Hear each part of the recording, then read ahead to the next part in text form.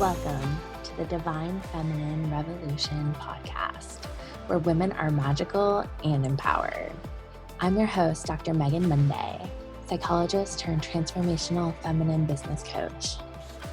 This podcast is for you if you want to prioritize your own pleasure, face your fears, and manifest your desires. This podcast is sponsored by the Fearless Feminine Academy, where I teach women how to turn their trauma into their superpowers. My goal is to show women that we can heal our world by creating time and financial freedom by doing whatever the fuck we want. Are you ready for the Divine Feminine Revolution? Let's get vulnerable and go deep. I'm so honored that you're here.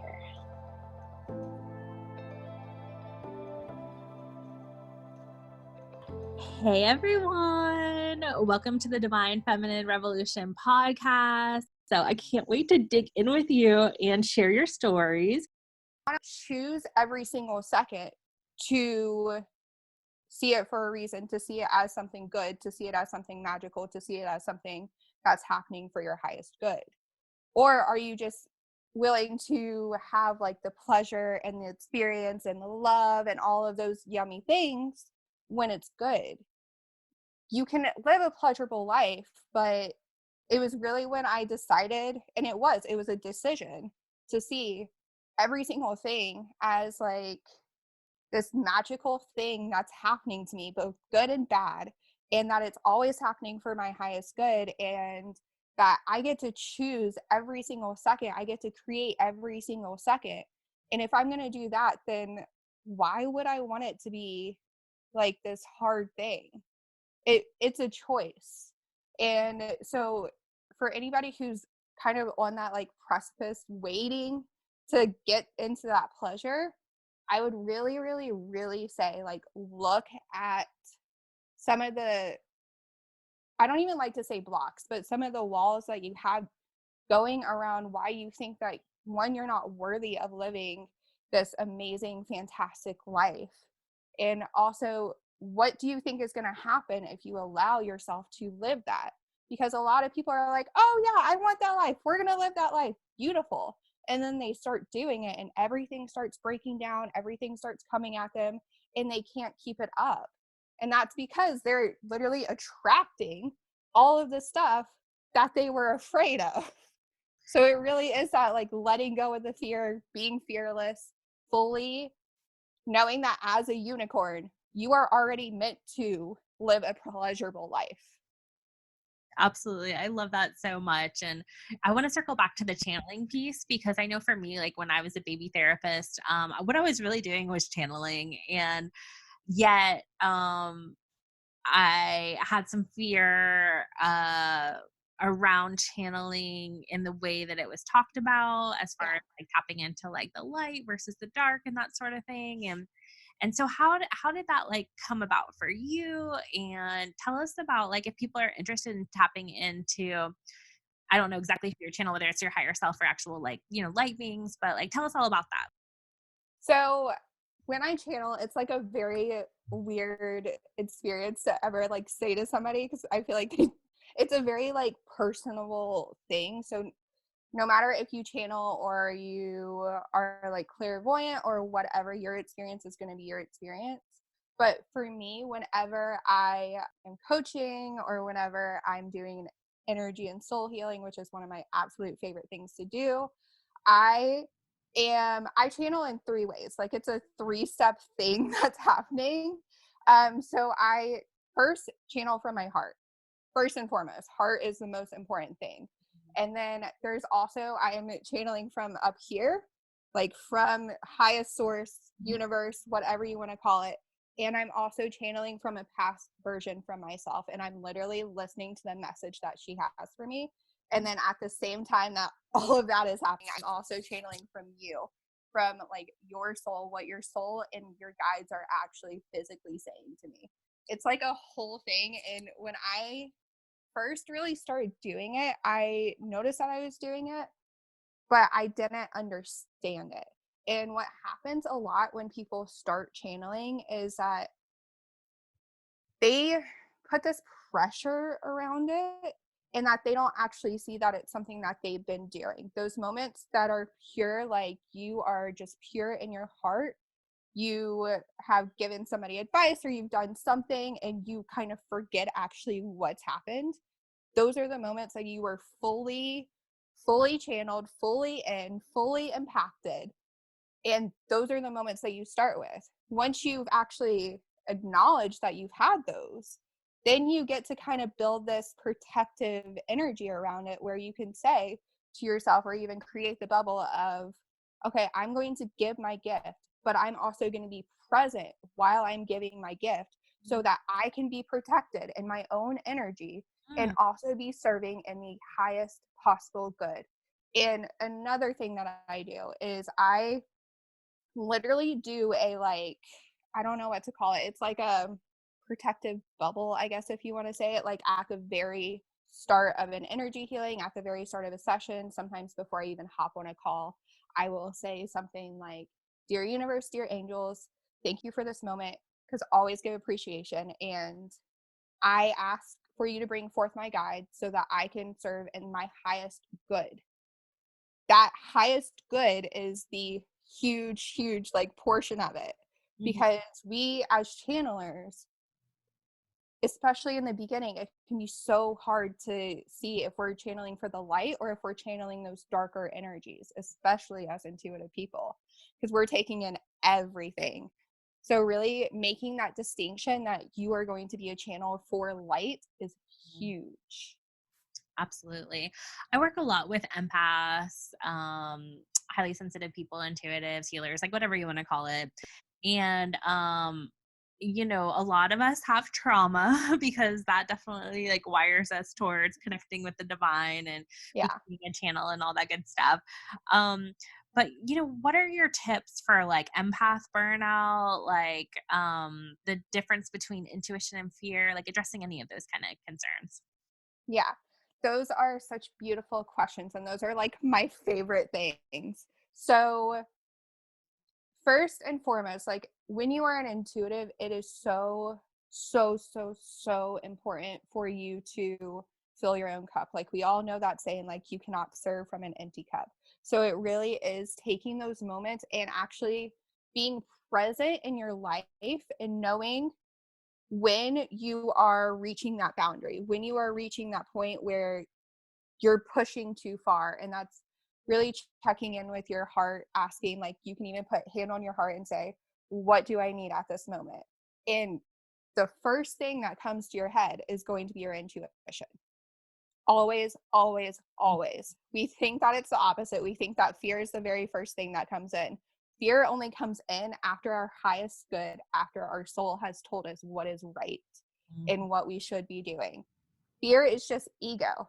And the ego is there to protect you. Like it fully loves you, fully wants to protect you. It's been serving you your entire life. And you're trying to make this new change. So it's going to come up and it's going to be like, no, no, no, no, no, don't do this. No, keep going, keep going. And it really is noticing in your body how you are feeling at each and every single moment of, does this feel good? Does it feel good to go into this live? Does it feel good to do this energy healing today? Does it feel good to serve today? Or does it feel good and you feel like, yeah, okay, we're gonna do our live. You feel the anxiety. So it really is like checking in with your body at every single second. And it's like, that seems like such a hard thing because it's every second and there's so many things that happen throughout the day, but it's literally as simple as taking a breath and asking yourself in that moment, what do I need? Do I feel good? And that right there is your answer. Don't second guess it, because when you second guess it, you're just going to go into another spiral.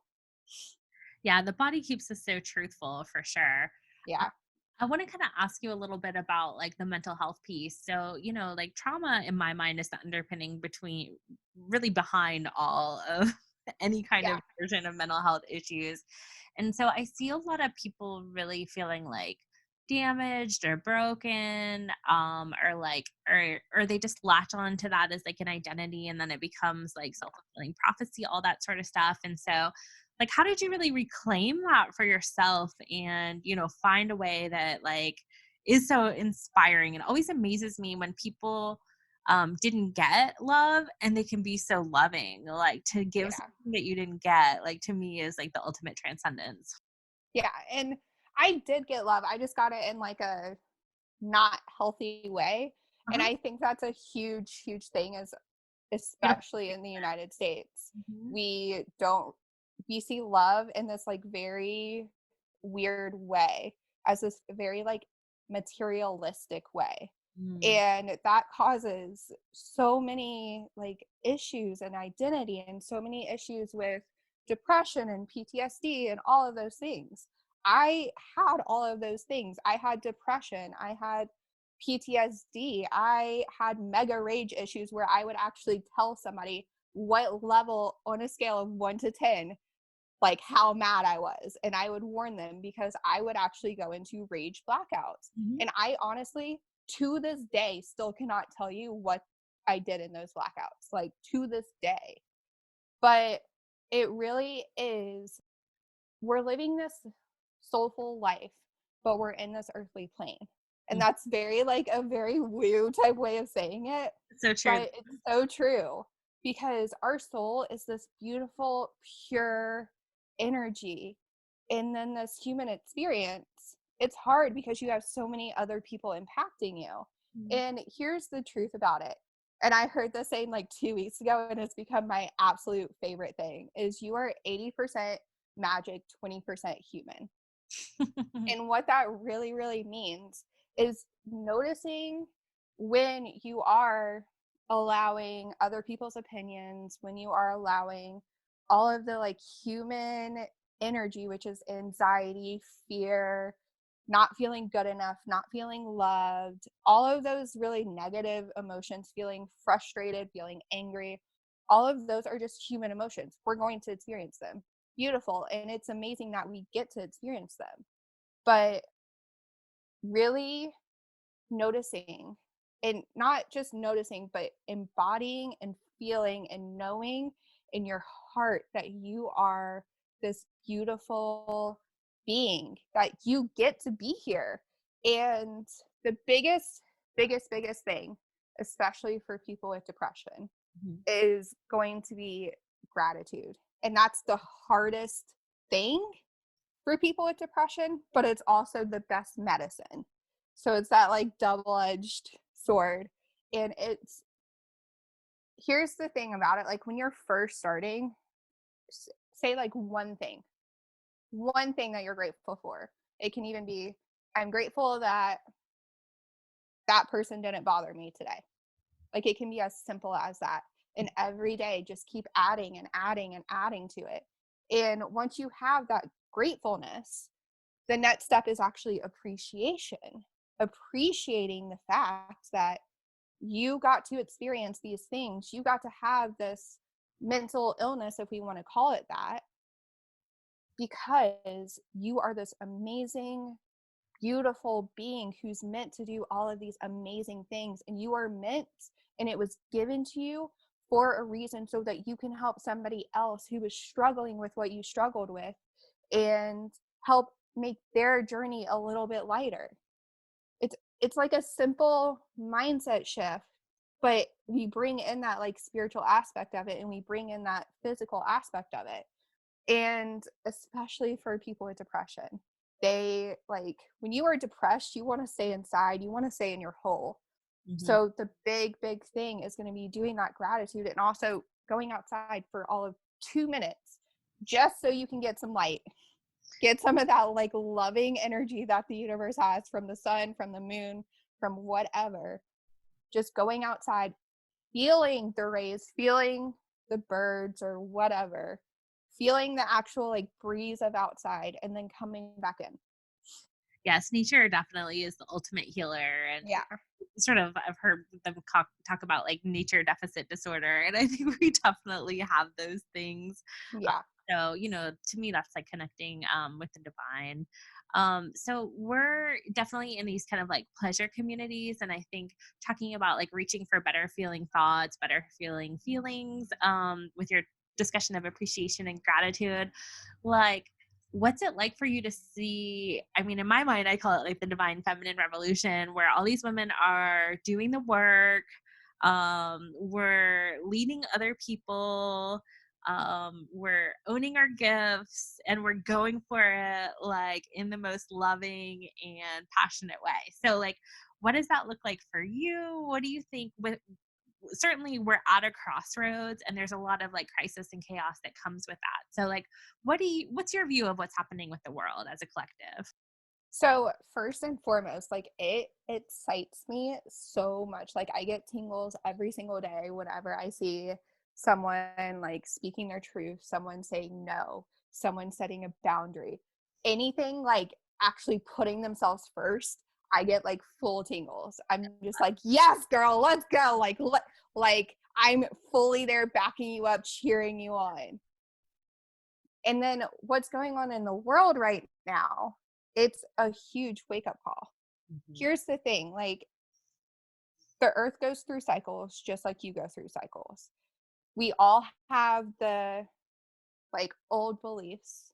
We all have the old things that no longer serve us. And we've chosen, especially if you're in this community, we've chosen to move past that. So now the earth is doing the same thing. The earth is healing itself. It's choosing right now after like, and it's not by accident that all of this is happening 20 years into a new millennial. And it's not by accident that it's happening in like a new decade. Mm-hmm. It's ready. Funny, like seeing clearly. Yes, Yeah. exactly. And also like, exactly, 2020 is our like go-to phrase of like, okay, yeah, we can see 2020. That to us is like perfection. So of course it's going to happen during the year 2020 that everything is breaking down. And it, as much as we want to say it sucks, because it does, it's not, we're not in that like pleasure state yet, but we have to break down, or it's not even a have to, it's just everything breaks down before it can get built back up better. Yeah, totally. And so it's really right now, it's kind of forcing it, really pushing people to see, to change, to really question. It's really pushing people out of their comfort zone, because we get stuck in our comfort zone and then we are like, okay, yeah, I'm gonna have blah blah blah blah blah, but we want to stay in our comfort zone. But at the same time, every single person is saying what's wrong with the world. Every single person is saying what they're going to do, but nobody's actually doing it. Of course, those like magic unicorns are doing it, but now it's time for everybody else to be a magic unicorn and actually start doing it. And the universe, God, angels, whatever you want to call it, it's going to test you. Yeah. Like it's the number one thing in like the spiritual realm is tests. Like as much as it sucks, and some of them like truly, truly, truly suck. Yes. Actually, like, let's be honest, all of the tests really suck. It's going to test you because it's going to ask you, are you actually ready for this next level? Are you actually ready to treat everybody with love? Are you actually ready to make the money and keep the money that you want? Are you actually ready to put yourself out there, or are you going to keep hiding? Yeah, I love that point, because a big part that I think is really powerful is to like rewrite the narrative, kind of like what we've been talking about, and to get visible. And I think in my experience of being a healer, and I live in the South, like I'm in Tennessee, I live in the South, it's a pretty conservative area. And it's like there are a lot of healers here because we got like some magic crystal mountains and water. Yeah. You know, the Cherokee land and all that. But it's like we're kind of like sort of undercover. And so like the revolution is not necessarily being televised. And so when we see these things, you know, people that are not connected feel like it's the worst thing ever. But really, like, that's, you know, mainstream media has an agenda, and Oh, it's not 100%.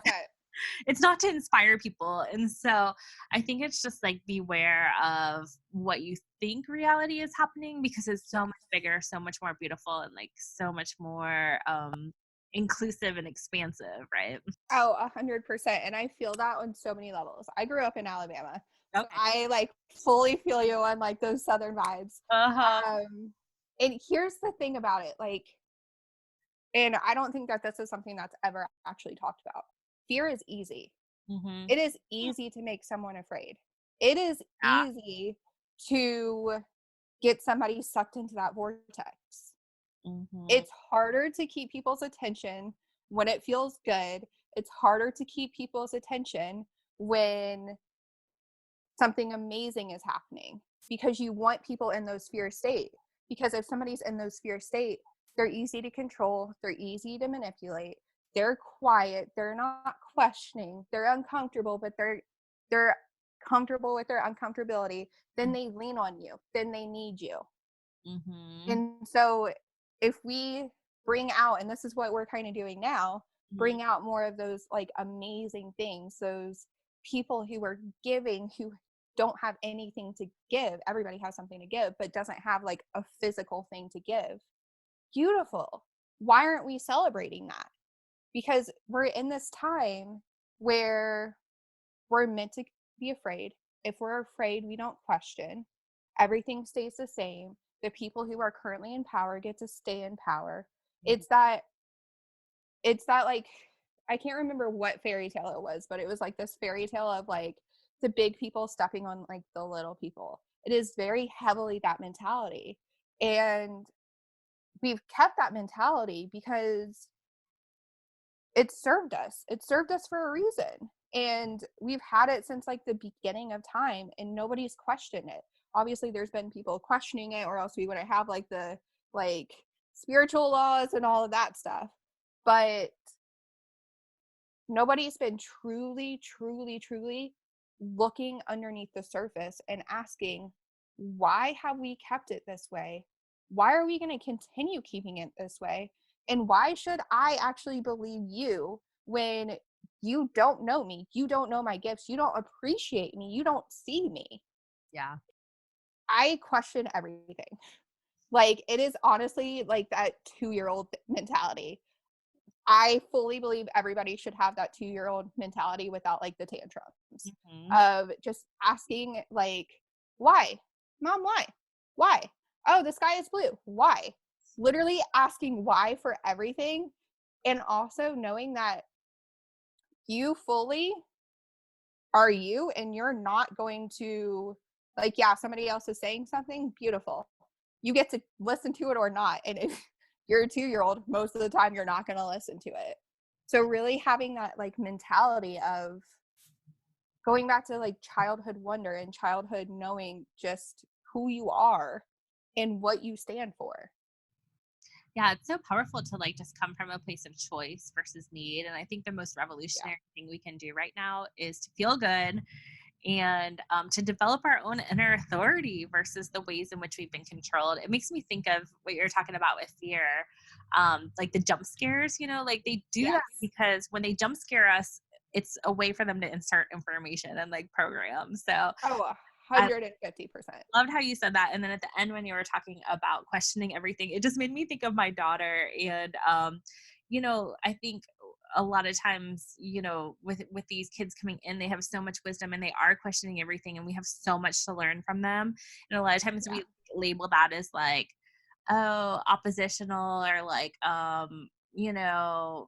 spoiled, or like whatever the, label is or whatever. But Yeah. they have so much to show us, and they really are just questioning things. And I think that that's where all the growth can happen for us at this like really amazing time in our world and our history, is to just like question everything. Because Oh, 100%. I had a healer say to me, like, most of the things that you think are bad are good, and most of the things that you think are good are bad, and so Yeah. I think there really is no true good or bad, but I think a lot of Same. the things are like hiding in plain sight. And so like we've just been fed this narrative that is not holistic, Oh, Um, 100%. And here's the thing about fear. Fear is literally a trampoline into everything that you want. I love that. Like, you get to jump, say, hey, fear, I see you. Okay, I'm afraid of doing that. That's more reason for me to do it. And that's literally how I live my life. That's how I've always lived my life. Like, fear to me is a trampoline into every single thing that I want. I could be so afraid to go on like this interview and share my truth and share things that, like I said, I never told that story before. But here's the thing, like, you get to choose to move past that fear. You get to choose to jump off that cliff into the unknown and know that you are being taken care of at the same time, and that it's all going to work out because you chose for it to work out. You decided that it was going to work out. I think it's so powerful to tell those stories, and I like so appreciate not only like your deep vulnerability, but also like your positivity. It's such a powerful combo. I just really want to like honor that in you. Thank you. You know, I think having worked a lot with like survivors, it's like, you know, shame feeds on silence. And so the more we don't talk about these like uncomfortable issues, the more they just like propagate, you know? And so it's so important, especially to tell like a story of hope. Like in therapy, we'll always like sort of say like hope stands for hold on, pain ends.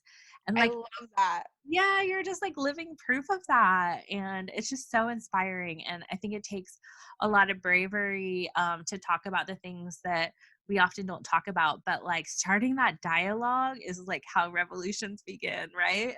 Oh, 100%.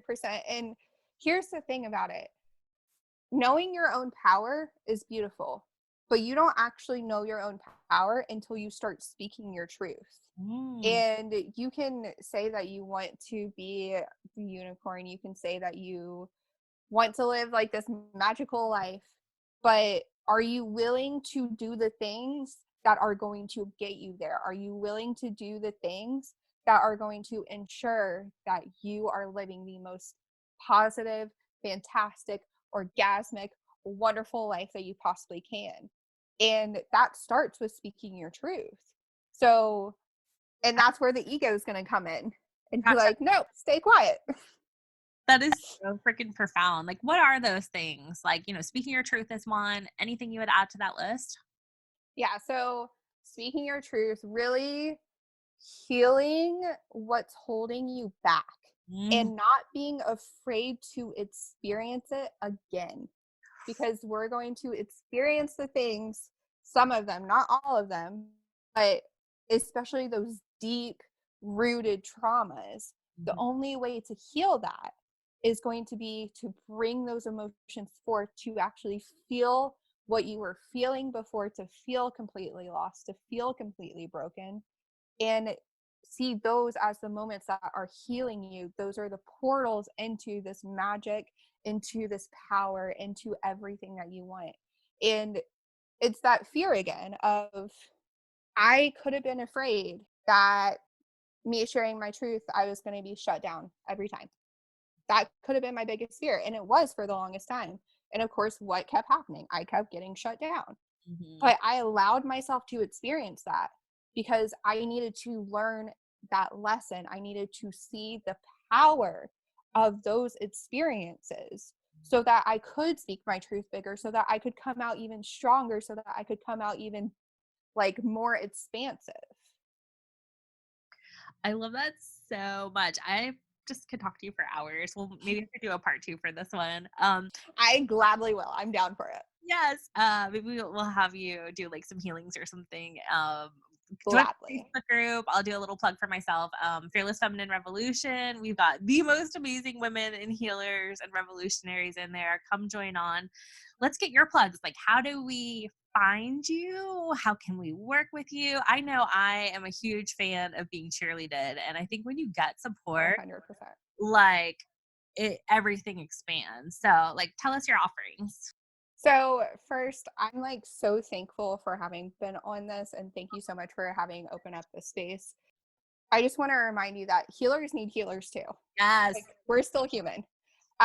So you guys can find me in the Intuitive Mystical Goddess community with Victoria Grace. In there, I do like meditations. And my meditations aren't normal. I'm just gonna say that.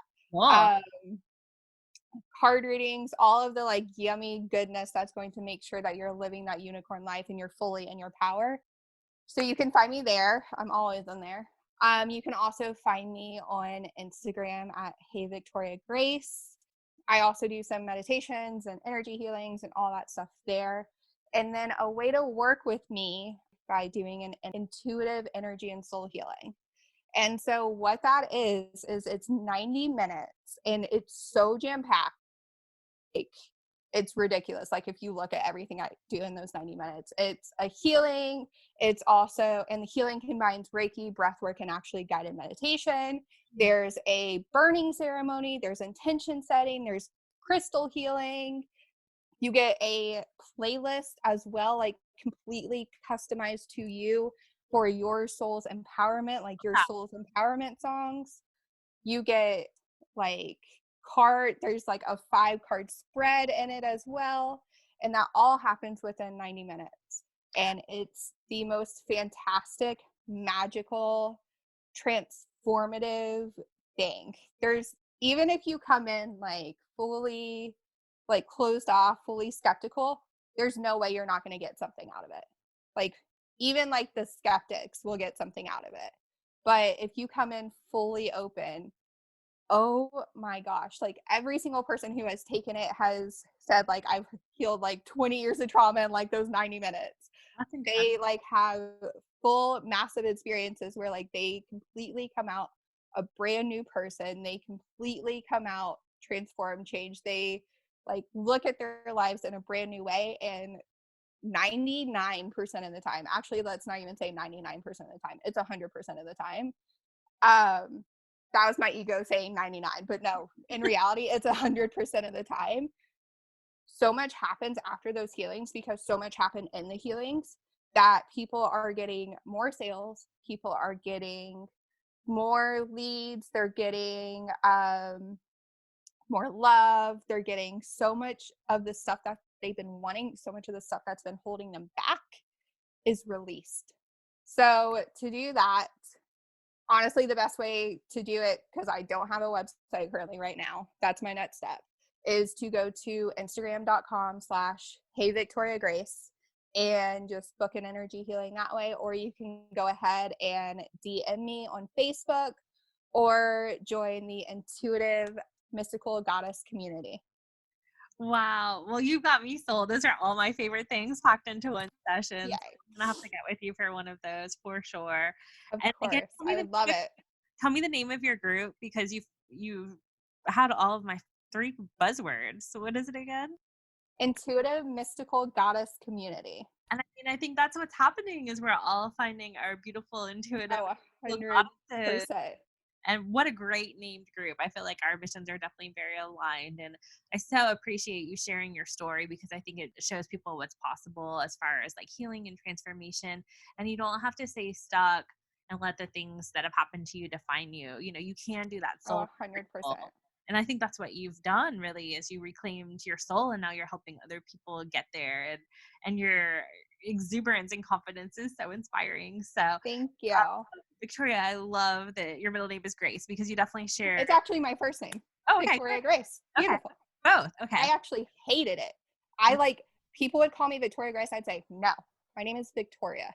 Like I would be super sassy about it. Okay. Nobody outside my family could call me that. But then like when I did this like soul work, I was like, no, we're claiming that. Like, love that. We fully are that.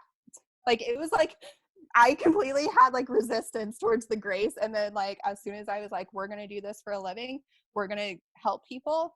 It was like immediately that grace was like, I'm here. And that is so powerful because I think our greatest gift a lot of times is also like sometimes the thing that we resist the most, you know? So like just surrendering to like, okay, I'm going to fully own my gifts is just the final note. So thank you again so much for sharing your grace with us. Of course. We'll do a part 2. I'm definitely going to book a healing and you should too. And thank you so much for your time. I've loved sharing energy with you. Thank you so much. This has been fantastic. I've had chills like the entire time and I'm just like, let's keep going. Stuff is happening right when you get chills. Yes. Okay, hon. Well, talk to you next time. Bye. Thank you. Thanks for listening to the Divine Feminine Revolution podcast. Make sure to subscribe and leave a 5-star review. Want to keep the conversation flowing? Find us on Facebook at the Divine Feminine Revolution Facebook group, where revolutionary women gather to listen to their hearts, monetize their gifts, and change the world.